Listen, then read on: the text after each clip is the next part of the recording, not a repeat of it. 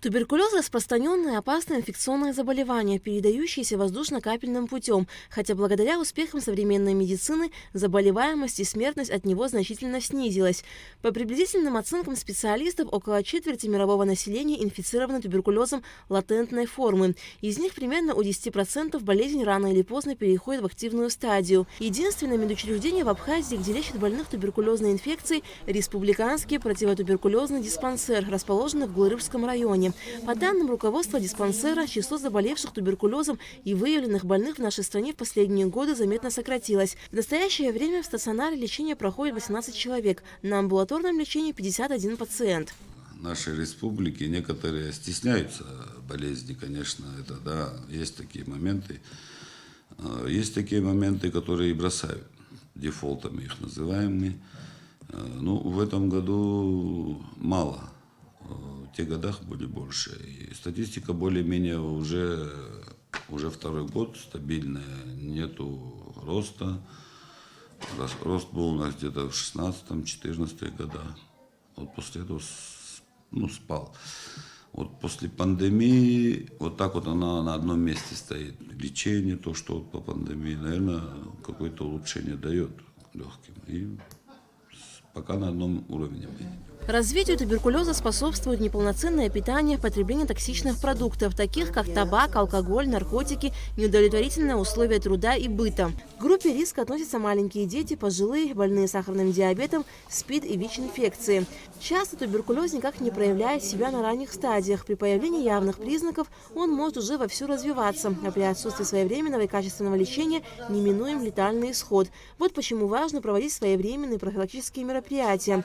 Врачи-фтизиатры республиканского противотуберкулезного диспансера ежедневно занимаются изучением, диагностикой и лечением туберкулеза вне зависимости от того, какие органы и системы им поражены.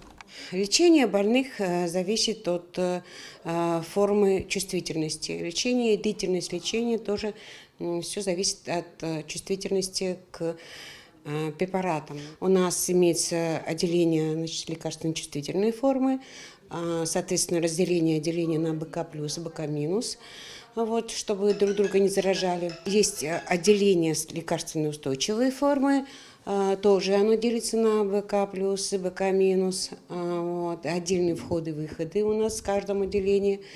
Есть у нас отделение, значит, вот, где мы находимся, это отделение, значит, где находятся больные с небациллярные, чувствительные. У нас все условия имеются для того, чтобы больные здесь лечились, находились. Здесь у нас трехразовое питание, здесь у нас как бы и чтобы больные не скучали, у нас есть и телевизор, и фойе, где они могут находиться. При поступлении пациента в республиканский противотуберкулезный диспансер его направляют в приемное отделение, и он проходит обследование. Здесь же в диспансере есть лаборатория, где проводят необходимые исследования для установления точного диагноза. В нашей лаборатории проводятся исследования мокроты на выявление палочки Коха, биохимические анализы, которые сейчас на данный момент не производятся из-за отсутствия анализатора. Также исследование крови, и мочу на общий анализ. Лечение больных туберкулезом – длительный процесс, и очень многое зависит от желания пациента выздороветь. И когда ему в помощь создаются условия, это только радует. Лечение больных туберкулезом бесплатное. Минздрав обеспечивает всеми необходимыми медикаментами. Помимо нашего стационара есть национальная противотуберкулезная программа. Программа существует у нас с 2012 года.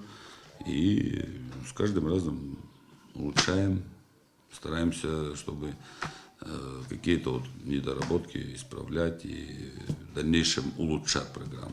Лучшей профилактикой туберкулеза является ежегодное медобследование, поддержание здорового образа жизни, физическая активность. Увы, нередки случаи повторного заболевания пациентов. Скажем, минимальный срок лечения первичных заболевших при малых формах 6 месяцев. Вот, это минимальный срок.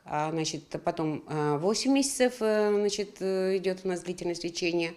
Если необходимо, мы добавляем, это чувствительные формы я сейчас Мы же делаем рентгенконтроль и контроль мокроты, посева, микроскопия посева. Если нас что-то мы видим, ну, как бы нас не устраивает в плане заживления, вот, мы можем добавить месяц-другой. Ну, в среднем чувствительные формы 8, может быть, 9-10 иногда бывает. От 6 до, в общем, в таких пределах. А устойчивые формы, там, конечно, от 18 месяцев идет и больше. По словам врачей противотуберкулезного диспансера, некоторые из пациентов бросают лечение и уходят, а они фактически являются переносчиками болезни. Принудительно заставить их лечиться невозможно. Главная проблема в диспансере – трудности в работе рентген-кабинета. Как бы наш рентген-кабинет сейчас не работает так в полную силу, да. То есть мы в прошлом году еще полностью обеспечивали всю Абхазию, к нам приходили и на обследование, и просто как бы в динамике посмотреть процесс. Сейчас у нас крайне затруднительно. Мы на данном этапе делаем снимки только стационарным больным. Вот, и то только на бумаге. Это тоже очень затруднительно. Вот. Очень хочется, чтобы у нас рентгенаппарат работал в полную силу, и мы могли обслуживать всю Абхазию.